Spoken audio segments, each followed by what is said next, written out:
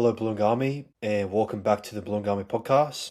And in this episode, we are going to go through episode 43 of the Blungami podcast. And as I have on my segment list over here, we have about three segments for tonight. And before I do start this podcast, look, I know with the whole drama thing going on with Talking Para and with the Premier Eels CEO Jim Saratinos and Mark O'Neill. Look, as much as I want, as much as people want to know my thoughts on that, I have already shared my thoughts on that on both our TikTok page and also our Instagram page. But I will not be talking about it on further episodes because that's none of my business, and I want to focus on my own podcast and what impact that I can make in my own way, that I feel like that it is right for me to make a massive impact, to make a massive change in a respectful way. So yeah, but since that has been cleared out of the way, before we do go into episode 43, please make sure to like, share, and subscribe to the Blungami YouTube channel now, and also make sure to have a listen to us on both Spotify and also on Apple Podcasts itself, and also make sure, as I mentioned before, make sure to give us a follow on Instagram and also on TikTok as well for our pages there. And let's get into episode 43 of the Blungami podcast. So as we got over here, people, we are going to be talking about Mitchell Moses' potential return for the New South Wales Blues for Game 2. Apparently, as Ethan Strange is being interesting enough, is to be named on the bench with Mitchell Moses coming in there to play as the 5'8" along with Nathan Cleary. And in my opinion, this is not a great call as a Parramatta fan. And the reason why of that is because, as I've been mentioning and repeat myself over and over and over again, and I've been telling many Parramatta fans that sure, Origin can improve your form, but as Mitchell Moses is getting older and he's not the same age as what Nathan Cleary is, unfortunately, with all of the injuries that he has suffocated in the last few seasons, and with the style of the playoff and with the style player of the game, I think that has also played a bit of a factor. Just to sorry about the people. Yeah, so getting back to Mitchell Moses' injury there, I just feel like with the way that he plays from his passing game there, relying on other halfbacks like Ronald Volkman and even Jonah Pezzett trying to do all of the work, you can really see that Mitchell Moses is just not the same player as what he used to be. And look, I don't want to mention Jim Saratinos and Mark Neal again, but we all know that the CEO and Saratinos are also playing a huge factor, that they haven't built a great forward pack around Mitchell Moses just to help him out, or to even get that confidence, or to maybe improve on his form during club level, and to also generate that into the Origin arena, and therefore he can just maybe balance his form and maybe his fitness both ways. But as age is coming older, and with the current game, and with the current pace of their game, and we see players like DC not being the same player as what he used to be, even like other aging halves who have been playing the game for quite a while. I mean, you could say that Luke Brooks has been in the NRL for quite a while, and he hasn't been playing that bad due to the pace of the game with the new rules coming in for the six again. But I just feel like that for Mitchell Moses, with playing the captaincy role and with all of the pressure just going on to him, I just feel like that he isn't the same player. He just doesn't have that running X factor in him anymore. And as we all know, and sadly, the harsh truth that we all know, that he won't win a premiership before he retires.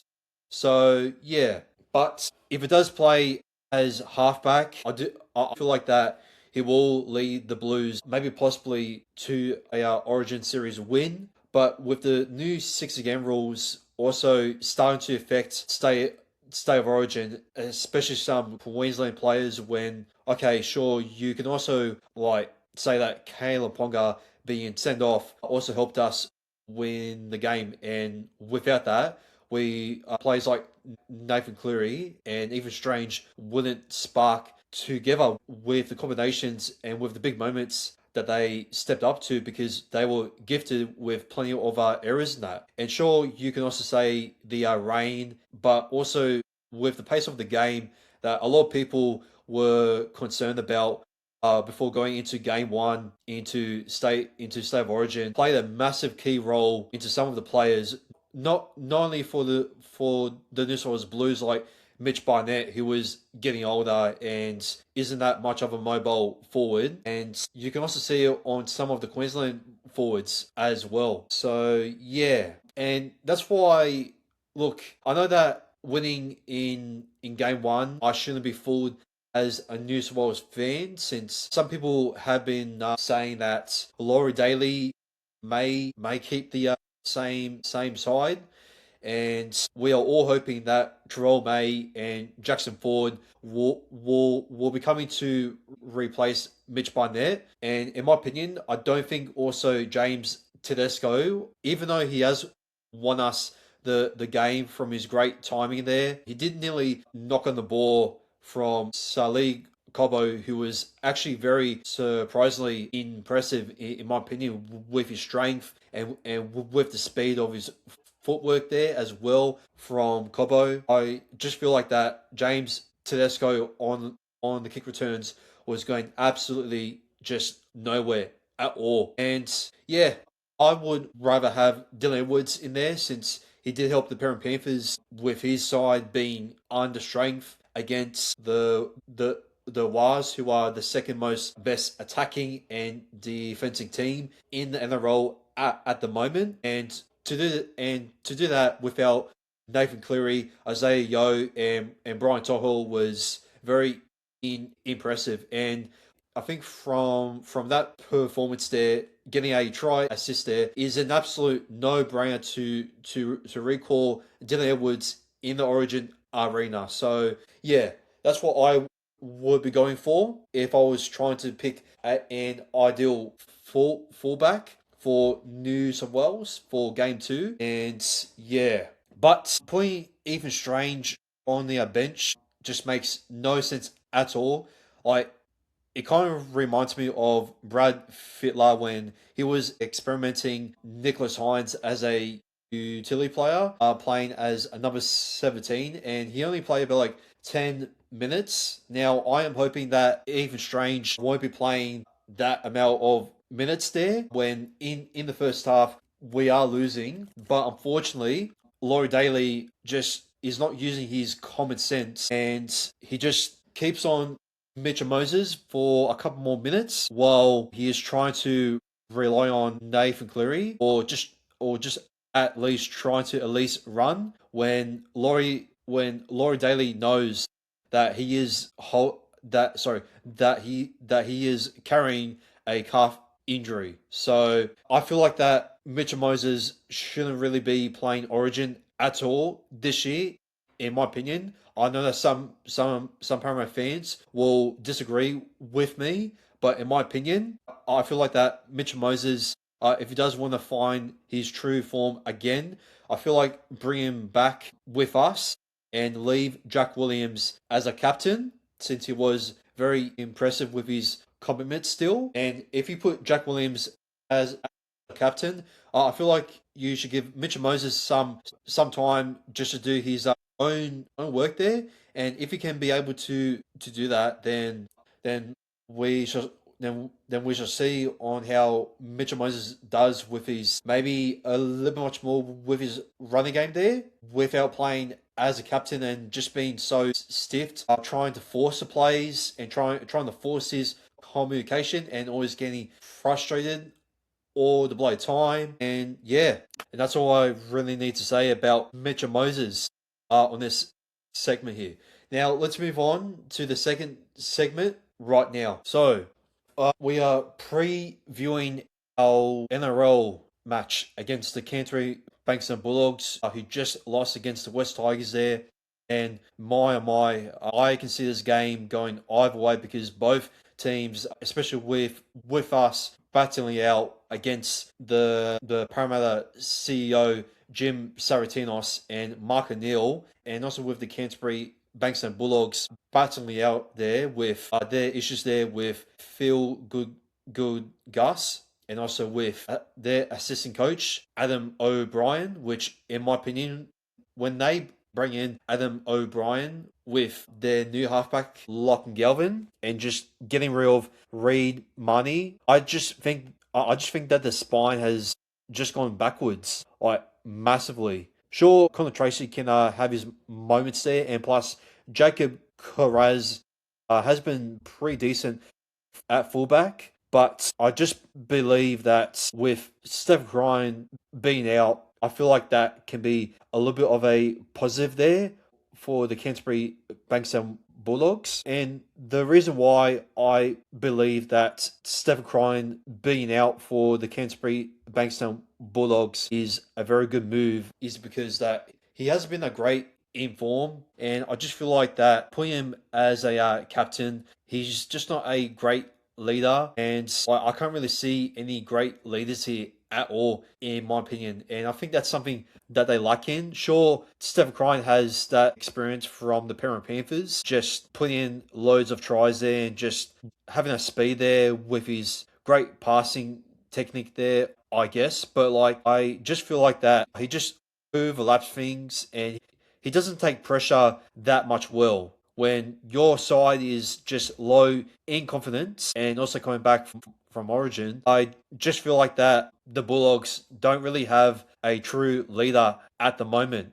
And with us, we have a true leader, Jack Williams, where the last time that we versed the Canterbury Bankstown Bulldogs, but unfortunately, with our defense conceding more than 20 points per game, sure, the Canterbury Bankstown Bulldogs did score 20, but they scored it very late because they couldn't handle the pressure that we were putting in on our line speed hits there. With Junior Barlow there, which he will be out until round 17. And you also got like other big hard hitters there from last week, like Kelma Tuolangi, Kit Kat.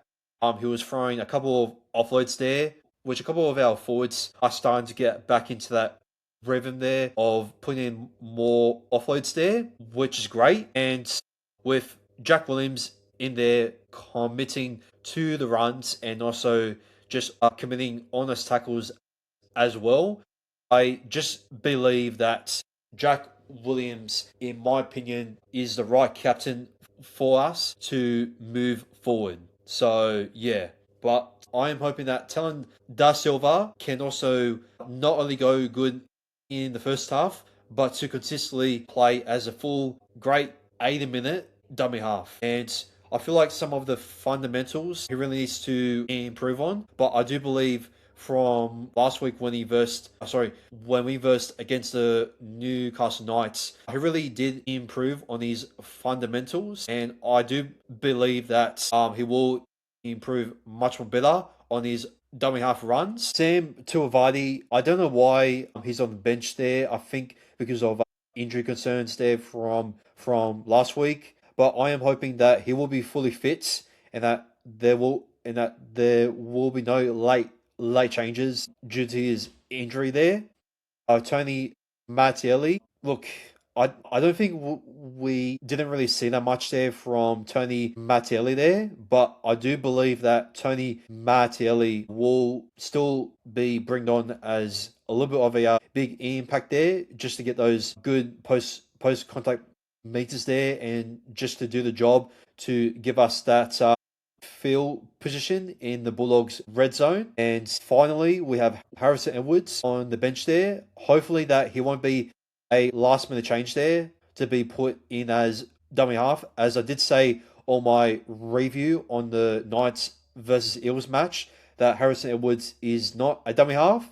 and he did absolutely just nothing. And hopefully, he can get more minutes there against his former club, and hopefully, he can just be bring on as a big impact player because so far we haven't seen that much there from Harrison Edwards. And yeah, look, hopefully that the spine with Iongi, Joash, and Ronald Volkman with Talon da Silva. I just hope that they can really fix up on the fundamentals. And as I said before, people, there's nothing really much that we can do about the roster change because what can Jason Rolls really do at the moment? Like, do you expect him to change the roster consistently every single week? Well, no, because then it's not really going to help it. And then with the positions being changed around and just trying to sort out this absolute complicated jigsaw, it's just going to not get the results that we are looking for. And if we're just going to keep on mucking about with the roster week by week, then we may as well just be in high contention to play the Spoon Bowl on round 27 against the St. George Illawarra Dragons. So, yeah. But, yeah, I just feel like that we just need to learn from our fundamentals. Talon Da Silva really needs to just not be afraid just to put out like more grubber kicks or like any like sneaky dummy half runs there to really see a gap there to really just to push the pace of our attack on the forward pack since Dylan Walker had to do that when replacing Harrison Edwards and if Talon Da Silva can at least do the same thing as what Dylan Walker has done against the Newcastle Knights, then I do believe that Talon Da Silva will be finding more of his confidence there, and that he won't be afraid just to go for the big plays there, and that he won't be just overthinking himself there or just overlapping when a player is running in front of him, and then he has to throw an unnecessary forward pass when he knows that he is about to throw forward. Which, yeah, I don't know why him and Ronald Volkman has thrown like two forward passes with each other, and that's pretty much I have to say about the forward pack. Hopefully that we can give the ball more to Josh Adokar, and please, for God's sakes, Brian Kelly, please just don't keep on charging in when you're about to score a try just to blow the lead and also our position there as well. And plus, please, if we're also going to fix our fundamental errors, I am expecting Ronald Volkman to complete our sets there, and it's as simple as that. And I want to see Josh not only run the ball more, but to also just fix up on his passes, and hopefully that he can finally join his inner 5'8" there, and hopefully that this spine can consistently gel as what they connected with the first try for Brian Kelly on his 200th game. So let's see on how that goes. And yeah, that's pretty much it there for my strategy. And I'm gonna go into my tips here. I'm gonna say first try scorer here, people. I'm gonna say that Josh Adokar is gonna get the first try there. I'm gonna say anytime try scorer. I'm gonna say Jack Williams as a captain, and I'm also gonna say that hopefully that Josh will get a try assist, and I'm going to say that Ronald Volkman, which he absolutely just was put on the hard contacts against the Bulldogs last time at Combank Stadium. I feel like that he is going to do the same thing, even though he has missed some tackles there. I just feel like with the rivalry just coming in, I feel like that Jack Williams is going to really just try and get the boys really just pumped up and just go with the same strategy as what we have done last time at Combank Stadium. So yeah, I am tempting to say either Joash or Isaiah Aongi for my man of the match.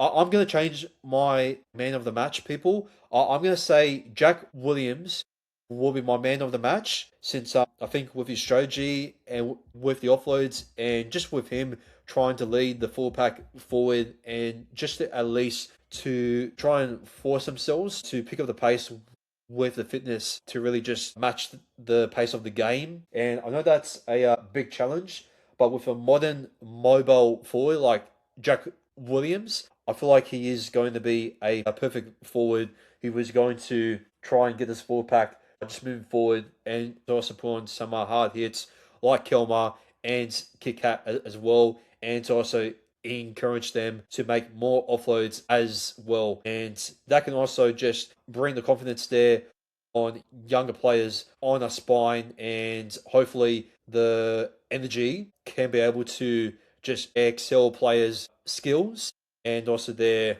reactions when it is necessary in the moment there without putting them in a position where they have to deal with high pressure. So, yeah, if we're able to actually win this game, I feel like that we need to be careful of Jacob Kuraz on the kick return because I feel like that Jacob Kuraz is just way too fast, and with the footwork there, I feel like he is similar to Connor Tracy, but much more ruthless, especially with our backline defense there. I think Brian Kelly and Josh Adokar really needs to be careful since Brian Kelly did actually concede against Jacob Kuraz on the first try there.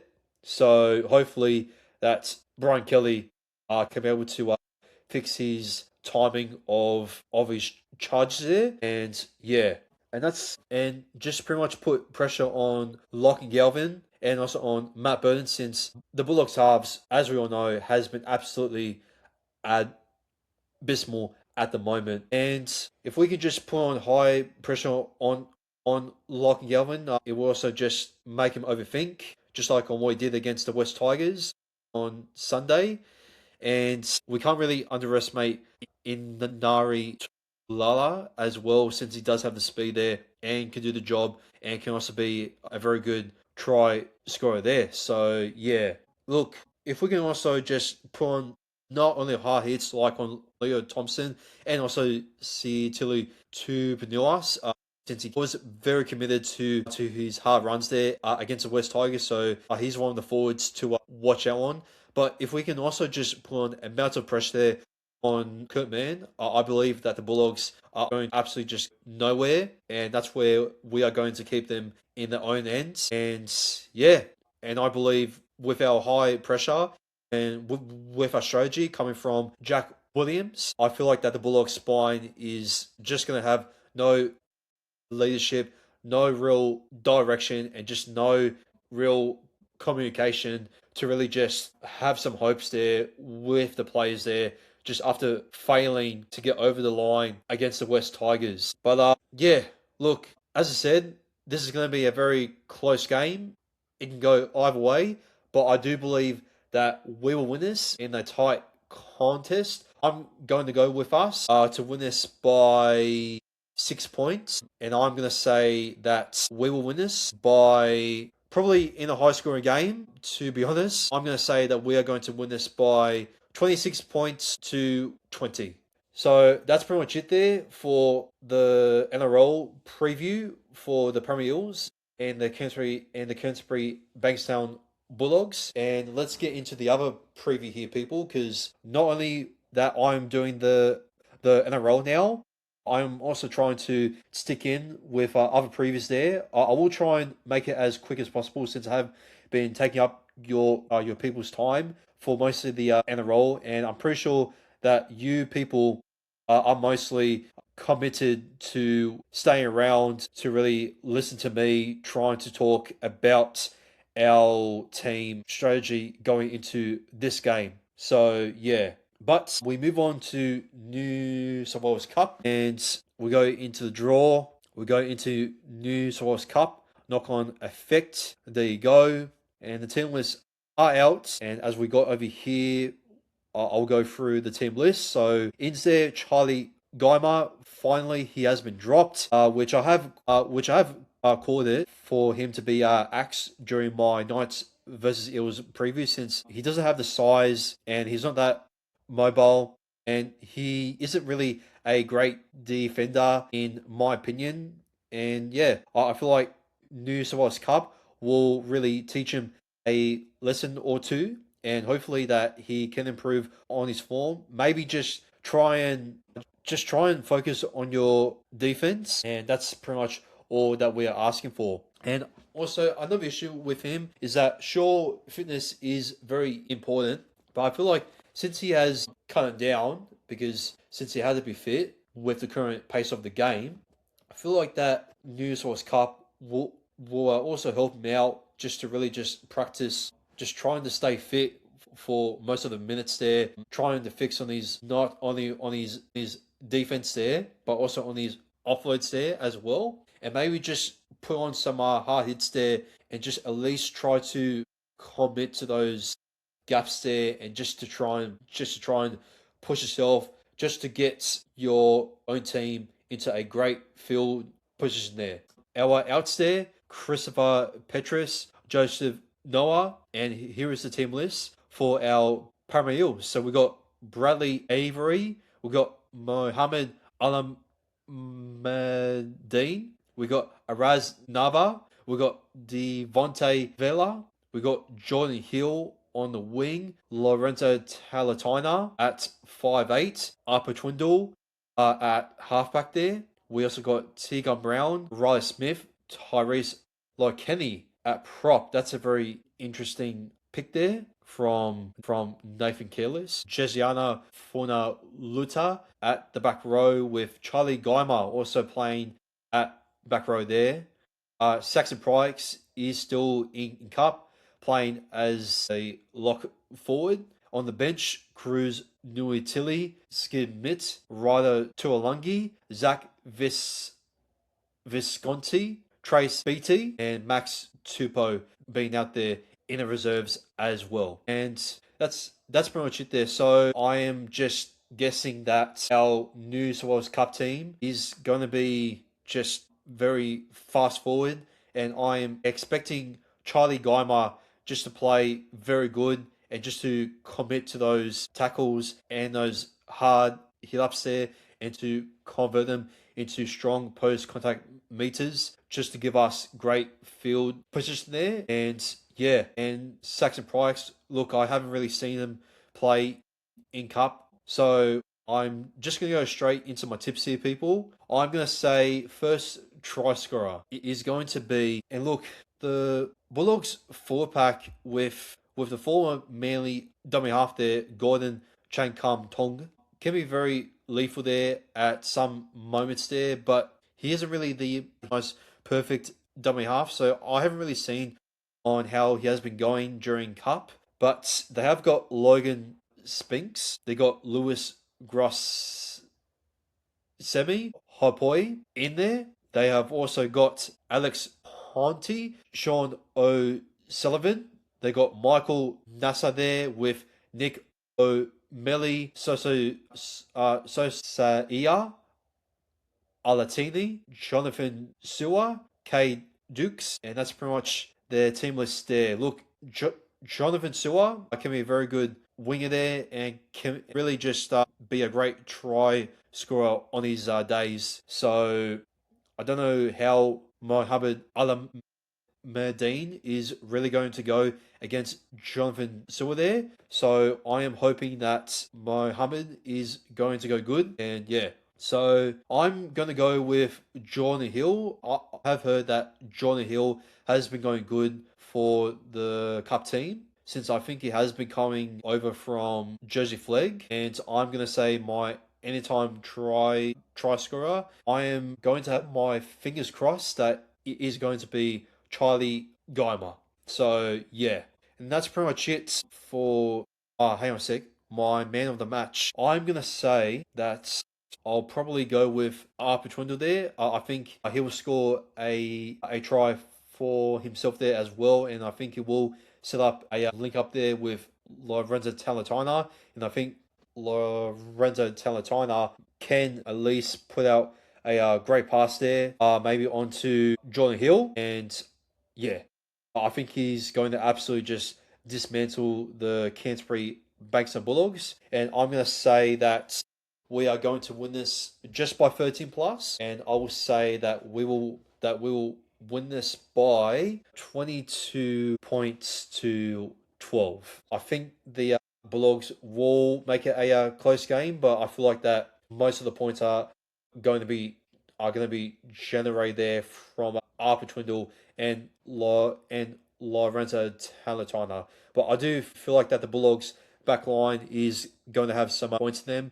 So we really need to just be on our great defense game there, and we shall see on how the cup team goes. So that's my tips and my prediction for the cup team. And let's get into the Jersey Flag side. So here we are on Friday, a couple of days to go. We got Bo Lucen in with Wesley Tongamoa coming in as well. Billy Fanini with Marcus Ofana, Michael Noah, Cameron Bamblett at fullback once again with Jessa Mar Nelson has replaced Jordan Hill's position there with Corey Lai in the centres, with Sia Mani Lei Lua in the centres, with Druzel Tala at wing there, with Lorraine Louis, with Cade Mojali at halfback, with Max Fiuma Ono Popo at prop, Jack Hudson at coming half, and on our other prop, Bo Lucen are coming back in. Caleb McMenany with Christopher Petrus, Jackson Kona with Lachlan Koniakis, Stephen Dunn on the bench there with Sterling for Mui, and as our reserves there, we've got Wesley Tongamoa as the replacement player there, and that's pretty much it there. So we do get back Christopher Petrus there, which is a huge in. So I'm going to say that look, I haven't really watched the Bulldogs jersey flag, or I don't really watch any other team's jersey flag since look, I only care about the NRL at the moment, to be honest. But hopefully, I will be able to watch more of Cup and also with Jersey Flag as well. And yeah, I'm going to go with us to win this game by 13 plus. My first try scorer is going to be Drizel Tala, and I'm going to say my anytime try scorer there is going to be Christopher Petrus, and I will also say that I'll probably go with Cameron Bambillet as my man of the match. He will get 2 try assists, a try himself, and he will run more than 150 running meters there. If that's impressive enough for Jersey Flag stats there, so yeah.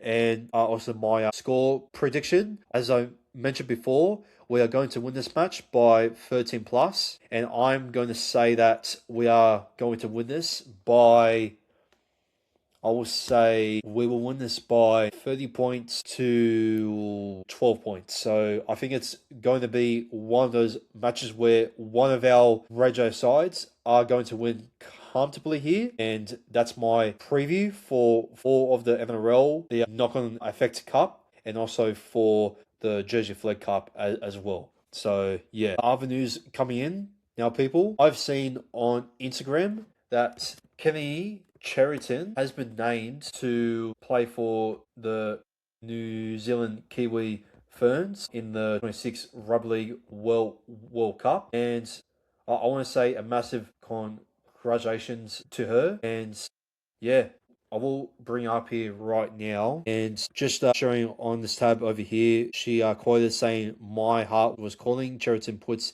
hand up for Kiwi Ferns, and it says here, Kenny Cheriton has finally answered the calling to represent her family and culture at international level by putting her hand up for Kiwi Ferns selection at Rugby League World Cup 2026. It's a decision that has been weighing on Cheriton's mind for at least 2 years, as she has become deeply connected to her Maui heritage. It was reinforced during February's All Stars camp in Hamilton. International Rugby League decision to remove the tiring for Women's Nation coupled with changes to the state of origin eligibility rules has now made it possible for Cheriton to follow her heart and play for New Zealand. And yeah, look, she has played alongside with other Jillaroo stars,